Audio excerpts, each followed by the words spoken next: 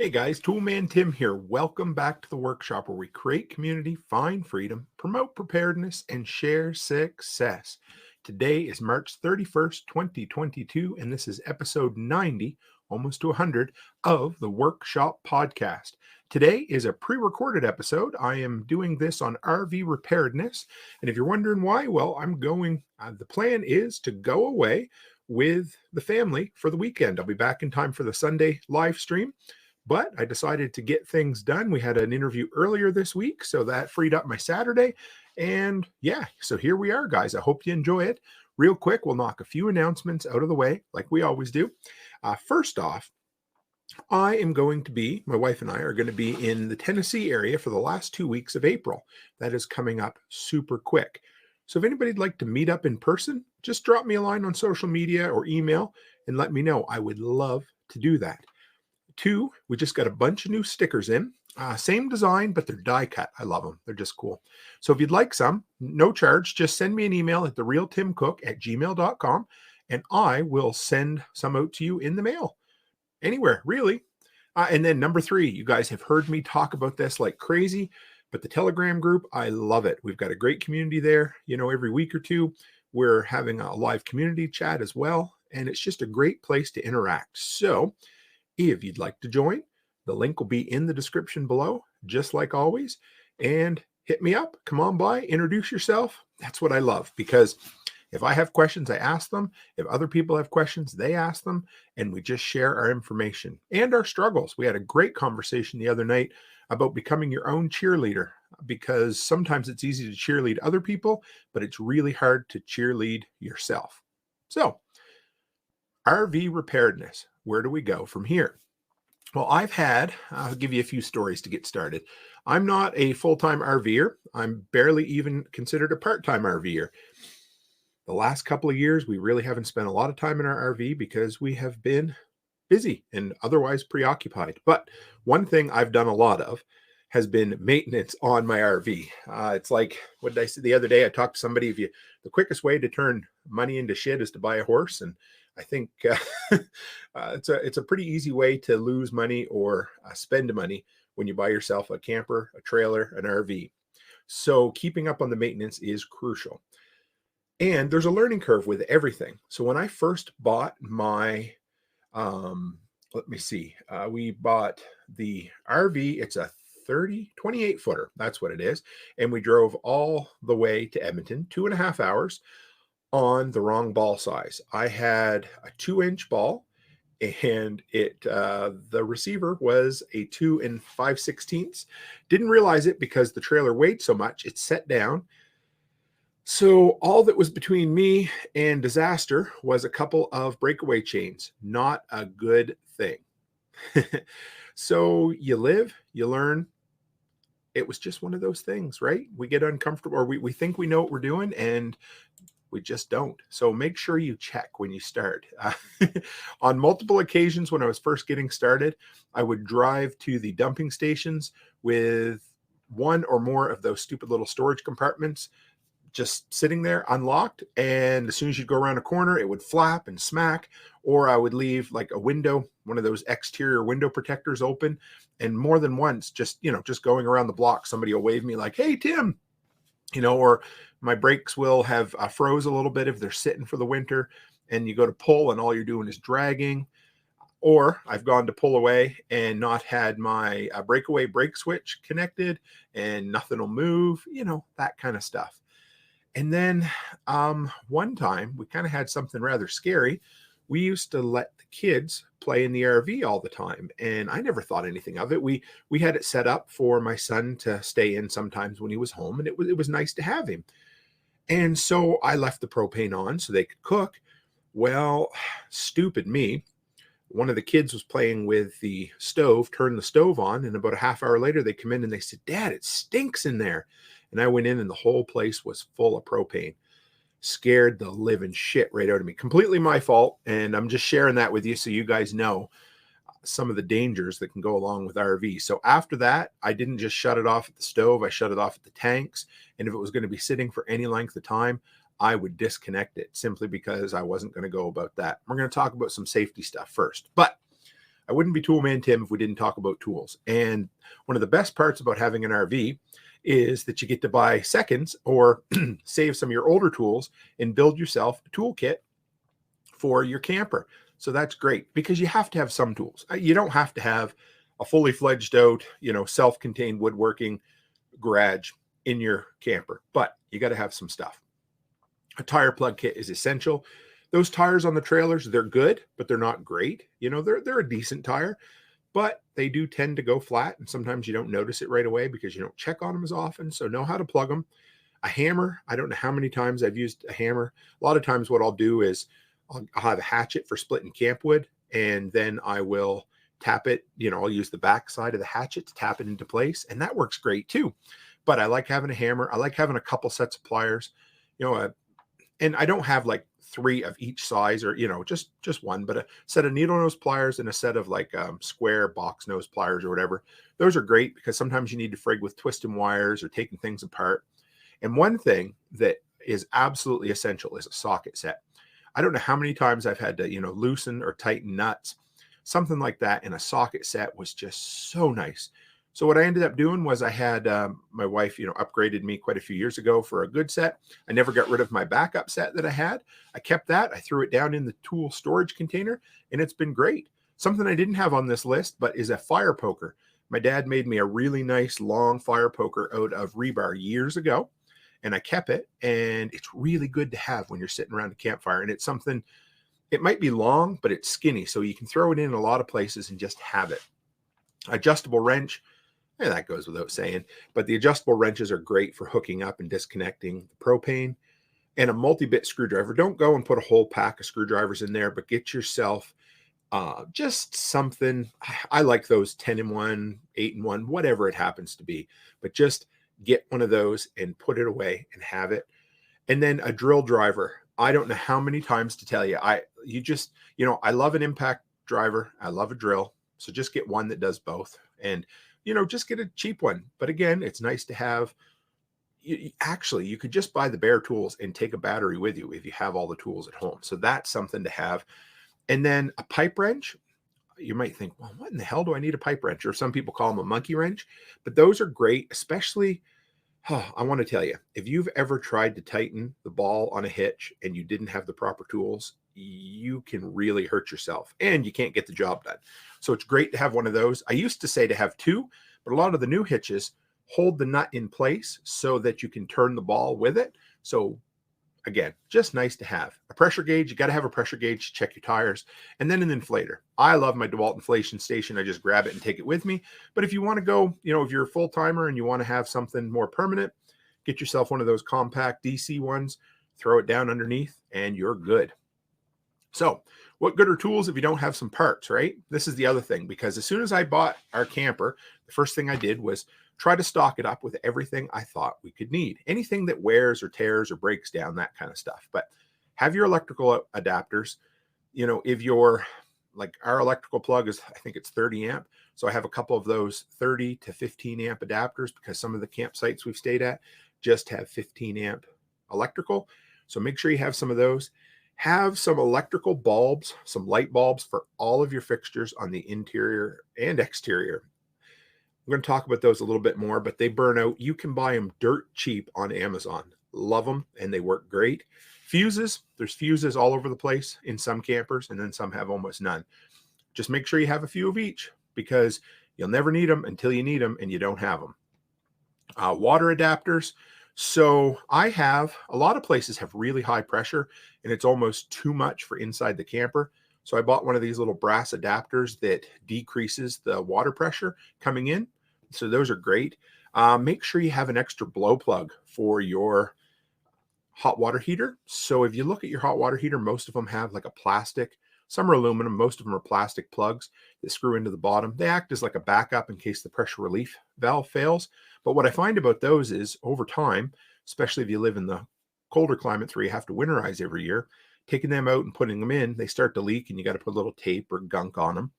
And eventually they wear out. So have an extra one of those, have an extra hot water pressure relief valve, have some elastomeric roof coating. I don't know why I always laugh at that name, but it's funny. Have some of that to put up on your roof. That's the type of stuff that I mean, you could use roofing tire, but you might as well have the stuff you need. That's like this white rubberized stuff that you put up and seal if you have a leak on your roof, that kind of white coating that's all across it.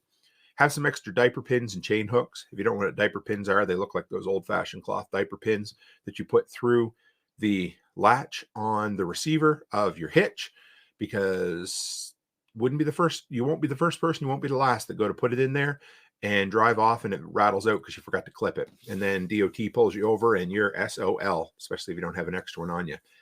Have some antifreeze. If you're going to be doing winterizing, I try to buy it ahead of time. Buy it at the end of the year so that when it's not needed, usually you can get it on clearance, which is great. Have some of that toilet cleaner. That stuff's good in a pinch anyway to make homemade toilets, or SHTF toilet situations where you need some of that chemical. That stuff works great for 5-gallon buckets, luggable loos, that kind of stuff. But just have one on hand or some on hand. Now, we're going to work through one more quick accessories list. These are some fun things that we bought to make life a little bit easier. Everything on this is maintenance stuff. So I didn't go with like a TV mounted inside or a bunch of stuff like that. This is just stuff that makes, parking, setting up, that kind of stuff a little easier. The first thing I bought, and they're really cool, and I will try to put a list together of some of this stuff down the road, but they look like Lego pads. So they're yellow. I don't know, they're probably 6-inch by 6-inch, and they fit together and you can make pyramids. So if you happen to pull in and your campground is too much of a slope and it's going to be a real pain to try to level that out with jacks, then you can put those down and back your tires up onto them, and it's real gradual. It beats trying to put wet and muddy wood down and then, rolling up and sliding off. Anyway, they're great to have. And then as far as winterizing goes, I bought this Camco winterizing pump. It wasn't that expensive. Just a little tiny pump that fits into my water tank, and it's a bypass so that I can basically put it in there, and it uses the DC pump to suck antifreeze out of the jug and then pumps it down the line to winterize the entire camper. Made my life so easy. I've never had a problem winterizing ever since I did that.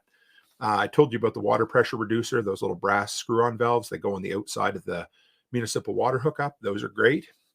Something else we did when we bought our camper, it came with removable jacks. So they were a real pain in the ass. You had to pull them out, stow them away every time you wanted to. So we upgraded and bought permanent mounted jacks that go up underneath, and I can just loosen them or drop them or bring them up simply by using my impact driver and a socket adapter. Made my life, again, a lot easier. Something I've had my eye on, but I haven't done yet, is a wireless tire pressure sensor, because again, it's hard to keep an eye on those tires while you're driving, and a backup camera that you can put on the back of the trailer. Because if you've heard Brian Alexovich talk about it, you're married to the right person when you can back up a camper with your wife or your significant other on a campsite and not lose your collective shit. So anything you can do to make that better is a good thing. And one other thing I've been looking at has been I love them. It's probably the old man in me, but you can buy these tarps. They're custom made, or at least they're custom made for the length of your camper, and they go over the entire thing, and they protect it from the sun and the snow, but it also has a zipper so that you can open it up for your door. So I've been looking at one of those, and we may end up buying one eventually. So from here, now, when it comes to RV preparedness, and again, what I like about RVs is the fact that they can act as an extra room, or so say you had family that needed to bug out from somewhere and they needed to come and stay with you. Well, it can act as temporary housing for them, or it can act as temporary housing if you need to get out of Dodge as well. So they're great. And plus, again, I try not to buy anything preparedness related that doesn't have a day-to-day use. I'm sure there's a few exceptions to that rule, but if something is going to make my life better in preparedness, I want it to make my life better in the day-to-day world as well. And a camper does that. It gives us time to get away and have some relaxing time with the family, and I like that. So let's get winterizing out of the way first, because that is big up here. And if you guys live in the States, I'm sorry, but it's just something I got to chat about. But when I bought my camper, the reason I got such a killer deal on it was because the person didn't winterize it properly the year before. And all they did was they didn't turn off the bypass going into the water heater. The water heater froze, the whole tank split, and it rotted out the floor because they just left it for a few years. So when you're doing it, make sure first off, you turn off the water going to the water heater. So you turn on the bypass, and then make sure you bleed that hot water tank. Be careful because there's a friggin' lot of pressure in there, and it can still be hot if it's been recently, right? But I like to start by opening up the pressure relief valve. To me, it's safer because that's a permanent mounted thing. Whereas those blow plugs, if you won't try to do that, I've done that before, where you back it off and then it gets to one thread and then it kicks it out, and that's what strips the thread. So be careful. Then once you've done that, hook up that little pump and start pumping the antifreeze into the tank. And they're great. And it'll start pushing that antifreeze down and pushing the water out. And what I do is I start with one fixture at a time, and I go to the fixture that's the farthest away from the pump. So I know everything's been pumped through first. So I start in the bathroom and I do the shower and then the taps. Don't forget hot and cold. Don't forget the toilet. And then once you've done all those, and what you do is you open it up and you'll get kind of a mixture of water and antifreeze and some air.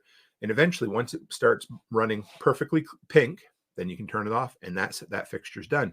Don't forget to pour some in the trap, in the sink, in the kitchen sink, that kind of stuff. Also, don't forget the outside municipal tap. So what you do there, you go out to that hookup, pull that. There's a washer or screen in there. Pull that out, and inside's a spring. Push that spring in, and the water's going to come out at you. So again, push that in until the pink runs free, and you are good. Or you can always blow out the lines with a compressor. Not something I like doing. I'm more comfortable using antifreeze. So when it comes to, here's the next thing, right? Routine maintenance. I love RVs. And again, if you don't stay on top of the maintenance, it's going to kick you in the butt. And there's maintenance you can do yearly, maintenance you can do monthly, and then stuff you can do every time you get ready to leave the house, and then every time you get home from the campground. Just check these things out, and it's going to save your life, make your life just a little bit better, right? So the first one is once you're hooked up, walk around and check all your lights, because I always say never break two laws at once. So if you happen to be breaking unintentionally a law, and you get pulled over because you have a burnout taillight, you're going to get a ticket. But if you get pulled over for something else, there might be a chance that you'll just get a warning. So never bring yourself any extra attention that is warranted for sure. So from there, grease your jacks, any other moving part on the suspensions, get down there, invest in a grease gun or at least some kind of spray lithium grease that'll stick around. Here's something nobody ever thinks about, and I haven't even done it yet, and I'm due to get it done. Every 3 to 5 years, have your bearings inspected and repacked. So you've got your axles down there that run your tires. Inside those tires, first off, you're going to have the tires pulled off once in a while. Have your brakes inspected. And then there's bearings in there, and they need to just be pulled out. And you can buy a bearing pack on Rock Auto for dirt cheap. And if you want to, you can do the work yourself. But basically, you pull those bearings out, pack them with hard grease, and then put new bearings in. And that's it. Get up on a ladder, inspect any openings. You get your roof, your vent, your skylight, your AC unit, whatever it is. Anywhere water can get in. Start to look for stuff to peel up. And if it gets bad enough, what we did last year, we paid to have somebody put an air conditioner in our RV, and I had them reseal all the flanges on the roof while we did it. Save some service call extra cash that way, but it just got it done. Inspect your trailer hitch and your receiver. Make sure nothing's loose.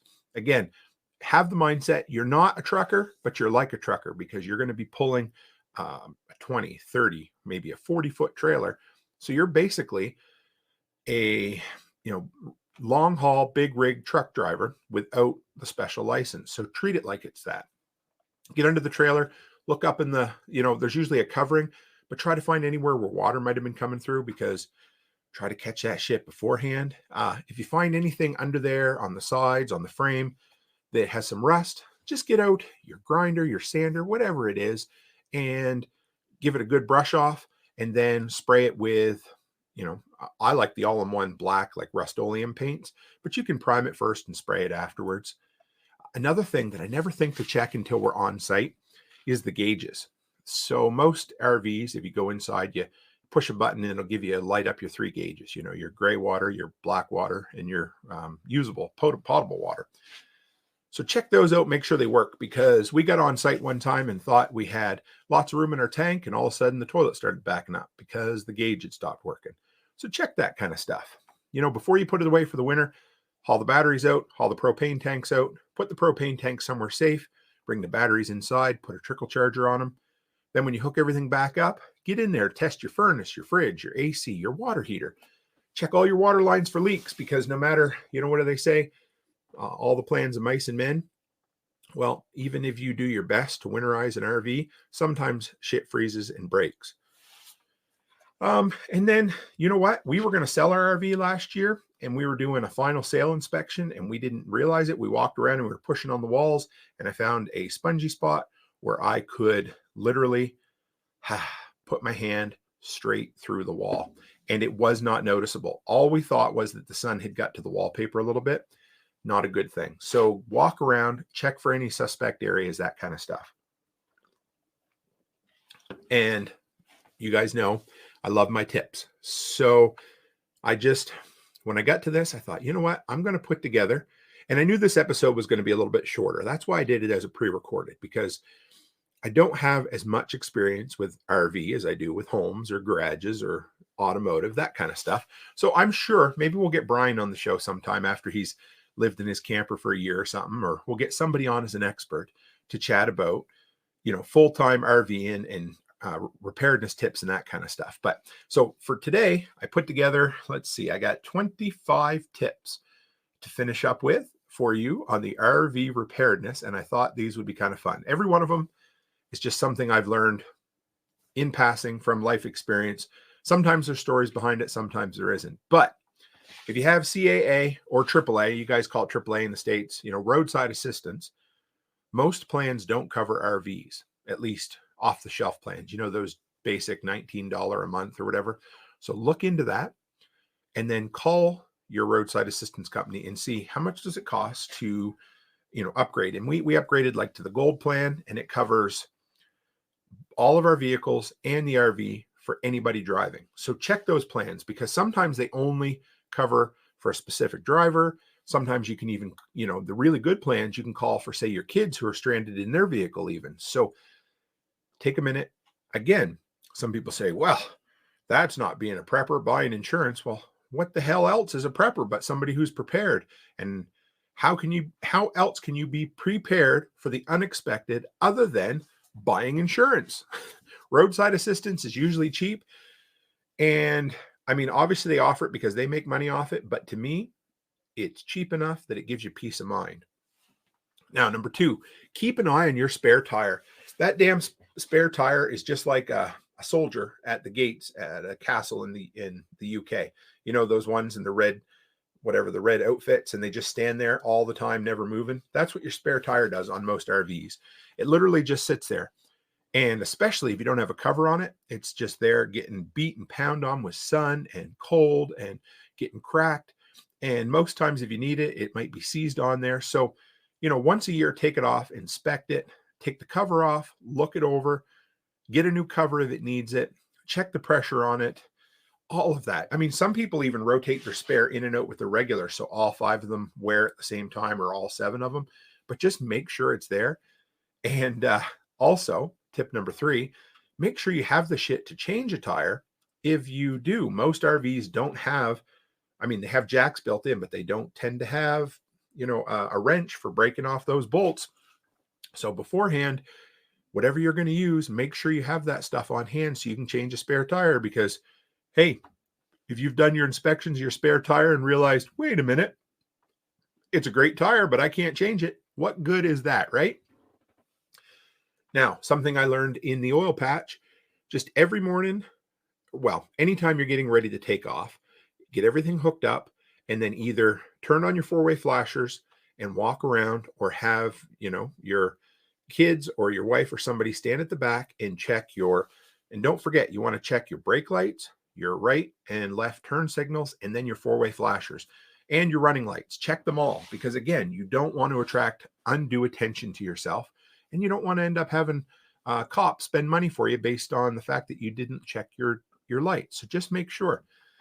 Also, something else, I don't know if I'm going to do it this summer, but get yourself some relatively inexpensive solar panels, at least a couple 100 watts, and get them up on the roof and permanently install them. They do two things. They can act as a trickle charger to make sure that, your DC system is there, but it can also be used as a battery bank charger as well. And I'm trying to come up with a way to make my battery bank modular, because right now I have four, group 27 batteries in one homemade insulated box, and they're great, but I think they're over 300 pounds. So that's a lot. Now, if you did two of them, or if you did two modular systems, what I'm thinking is you could have the the panels up there, but you could just share one battery bank. So right now I have my solar system in my garage, but if I want to travel, it would be nice to be able to grab those batteries and put them in place so that I don't have to spend what is the biggest amount of money on a battery bank in two places, especially for an RV. I don't use that often.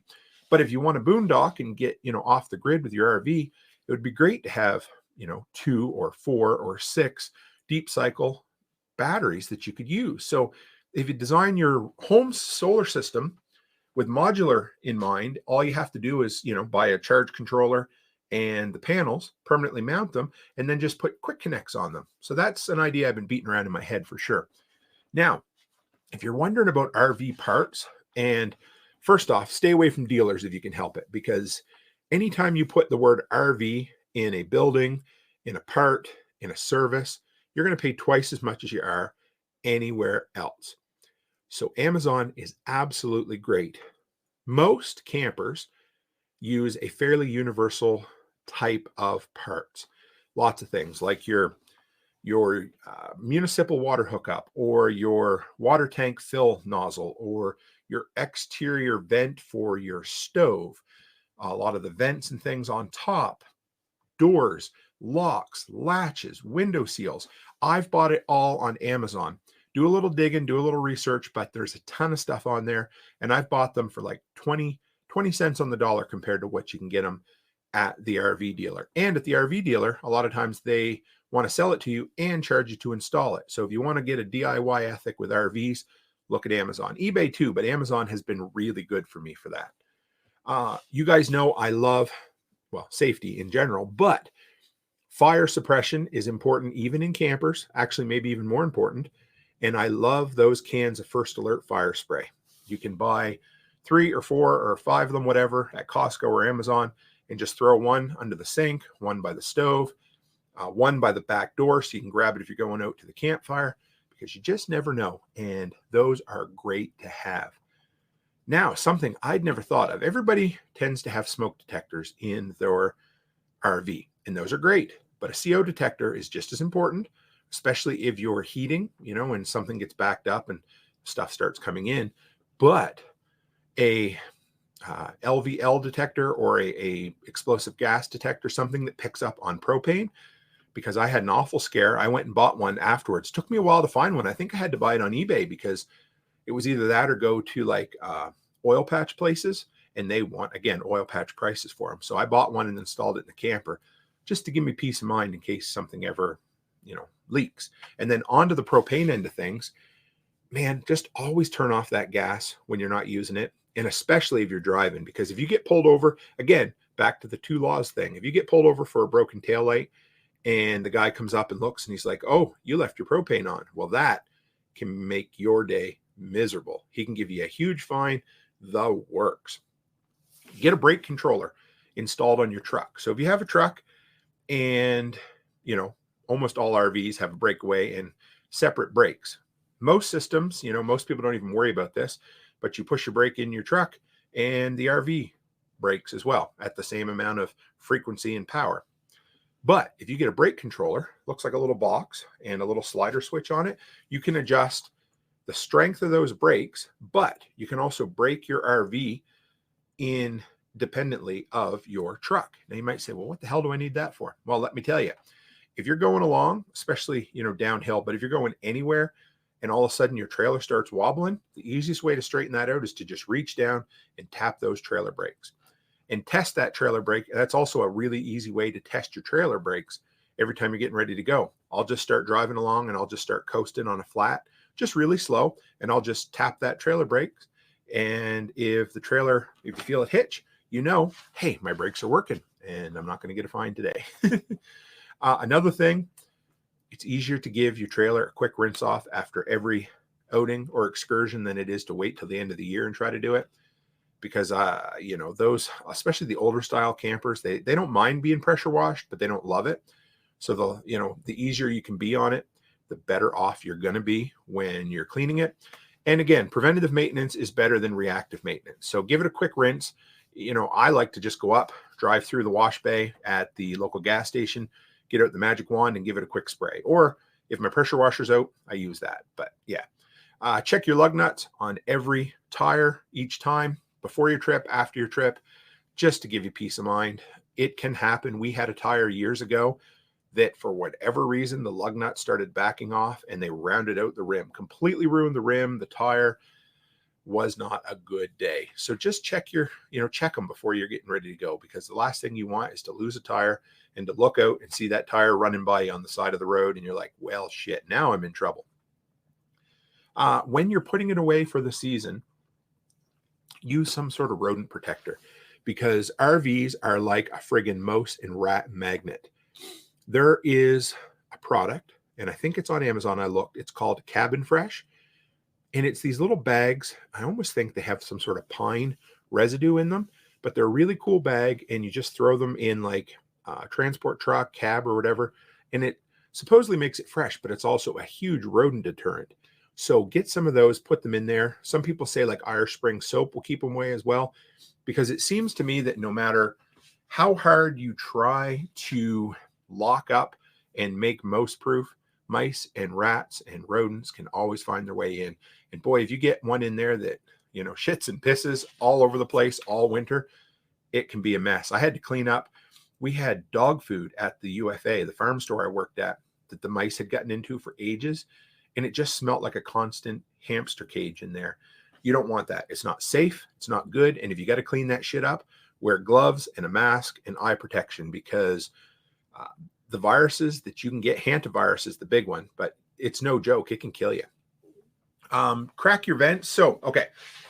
Every time, if you're going to park your RV for quite a while, crack something, either a little tiny window or a couple of vents, because the worst thing you can do is leave an RV just sit and let the sun bake on it for months on end, because it ends up just baking everything inside.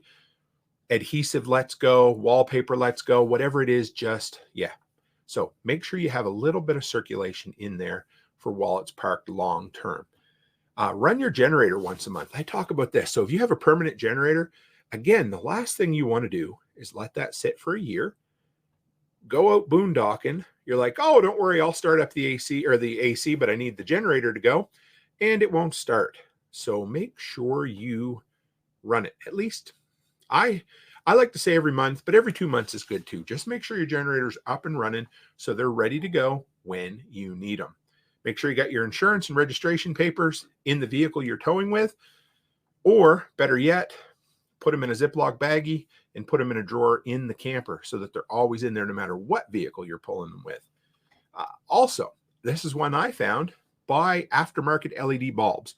You know what? If you have a new camper, this isn't going to matter. But if it's an old camper, your bulbs, they're probably okay, but they use a fair bit more juice out of your battery. So you can upgrade with the same base and change them all out to LEDs, and they just sip the juice at that point. So much better. And again, Amazon, I bought mine on eBay. I'd buy bulk packs of like 20 for, I don't know, they were less than $1 a bulb for sure. They were cheap. Now, here's another one, and this is like an after action plan. So while you're going camping, keep a notepad out. Every time you realize, geez, I should have brought this, or why did I bring this? I should have brought this. Write that down. That's important, because when you get back, keep that list. And when you get ready to go camping the next time, add those things, and do that every single time you go camping. And eventually you're going to have a system of tools and parts and accessories and food and everything else that's going to be exactly catered to your family and your lifestyle. And that is important. It's great to have that, but it doesn't happen overnight. It happens after a few times. So from there, something else I like to do is buy extra items and leave them in the camper. So if I go and I buy, say, the long-handled cheap candle lighters, I might buy 3 or 4. I'll take 2 of them and throw them in the camper. Or say a 3 outlet adapter. I'll buy a couple of those. I'll put one in the camper. Those are always important. But when something else, toilet brushes, you don't think about that. Or plunger, not so much, but toilet brushes are important. So when you buy one of those, buy an extra one, throw it in the camper, because then what you have is you've got stuff in your camper. But say you break your toilet brush and it's a Sunday morning at whatever, I don't know, and you need a toilet brush. Well, you can go out to your camper and you can get your toilet brush. That kind of stuff is always important. Now, here's another one that we learned the hard way. But if this is your very first time taking an RV out somewhere and you want to, you want to do it, but you're kind of nervous, go somewhere nearby. So find a campground, even in your own town, but 10, 15 minutes away, find a campground that you can go to that's nearby that you can cut your teeth on, because invariably you're going to forget something, you're going to screw something up, whatever it happens to be. So take some time, go to a nearby campground that you're comfortable with. You're not going too far. You can get comfortable towing the camper, get comfortable backing it up, and just take your time, And here's another thing. For any of your jacks, especially your front trailer jack, make sure you get yourself some chunks of wood. I've got some stuff. They're about 3 inches thick. I would say they're probably a 3x8, and I've got probably 1 foot chunks, and I have 5 or 6 of them. And then I have a 6x6 chunk as well. And I use those to put underneath all the jacks so that if the ground's a little muddy, it keeps them protected. But more importantly, it keeps it from sinking into the ground and the camper shifting, because that makes for a bad day. And you can break things, but more importantly, you can just end up getting stuck. So if you keep that shit up and out of the mud, you're better off. And again, those Lego blocks I was talking about, those are good. You can even put those down to run your tires on, just to keep them from, it spreads the surface area out a bit and keeps them from sinking into the mud just too much. Install quick connects on all your sewer fittings. When we first bought our camper, it was a miserable fit-on fitting with a hose clamp. It was miserable. And I'm sure all the new ones come with those bayonet, quarter turn fittings. But if you don't have them, put those on both sides of your sewer fittings, so that it makes your life easy and it gives you peace of mind while you're literally, funneling excrement down a hose into a hole in the ground. And don't forget to check your AC and your furnace filters.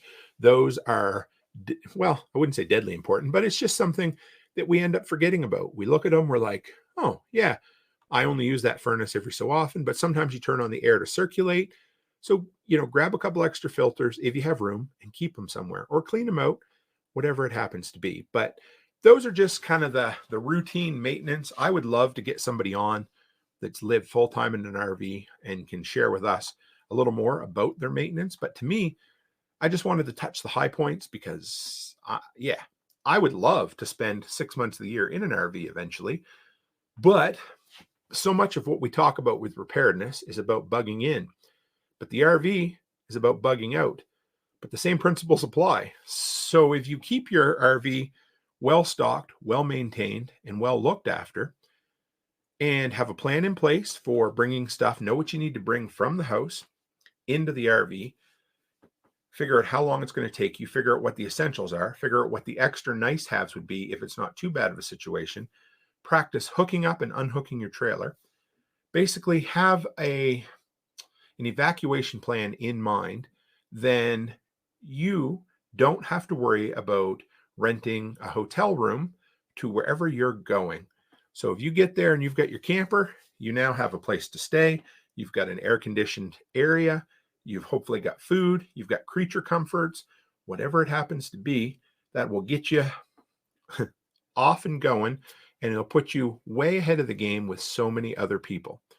So I hope that helps, guys. I love talking RVs. We'll do another episode down the road for sure. I hope you enjoyed this slightly shorter version of a pre-recorded episode of the Workshop podcast. I enjoyed recording it for you. I'm going to be away with my family this weekend. We're going to have a great time. And again, I have people all the time who come and they apologize to me and they're like, Tim, I'm so sorry I missed your live stream. Listen, I tell people this. If you're busy doing life, don't ever apologize for missing some live stream. It's always going to be out there on a recording. If you're busy out there, getting shit done, kicking ass and taking names and starting a side hustle, and you don't have time to listen to me anymore, then I've succeeded. That's what I want. I want you out there doing shit, getting shit done. I want you out there starting your own damn podcast so you don't have time to listen to me. That's what I want. I want to inspire the hell out of you. I want you to get out there and get it done. So thank you guys. So where can you find me the rest of this week? Well, go back and check out the podcast. We had an awesome episode 2 days ago, Tuesday, with Phil and his wife Gillian from the Matter of Facts podcast. They talked about their experience with Hurricane Ida, and it was incredible. Brings you to chills. I love them sharing. I appreciated them sharing their story. It was great. Then yesterday I was on the after party with who all did we had a bunch of us in. There was Brian and Brian. We had a few other people in and out. It was just a really good time. And we just, I like the after party because it's just a bunch of friends sitting around chatting and talking about whatever the hell they want to talk about. And then this Sunday, we got a new live stream, new episode coming up. I've got a buddy of mine, Ryan Buford from the Next Generation podcast on the Prepper Broadcast Network. He's going to be my guest, 7 p.m. Mountain Time. And it's going to be a cool episode. I'm excited. So a while back, I put out that I was looking for recommendations on post-apocalyptic fiction. And Carrie Brown sent me a really good series recommendation called World Made by Hand. It was a 4-book series. I knocked it out in 2 or 3 weeks listening to it while I was working. And in there, it was basically a post-oil world that had collapsed and everybody had gone back to kind of Amish way of life. And a big portion of what they did was salvage. So any carpentry work, anything like that, they had to salvage it. And so Ryan and I, he used to work in demolition, and I've always loved breaking things and tearing things down. We're going to have a stream of consciousness chat. Now we're going to sit down and chat about post-apocalyptic salvage. And it's going to be a little bit tongue-in-cheek, but it's a type of thing that it reminds me of the farmer's mindset. You made do and you got by and you made something work because that's all you had on hand. So tune in. We're going to have a great conversation. Last time he was on, it was a huge hit from the community. And guys, I tell you this, but you could spend your time anywhere, but I really do appreciate you coming by and hanging out with me in the workshop. So thank you. And as always, stay happy, stay healthy, and have a great week.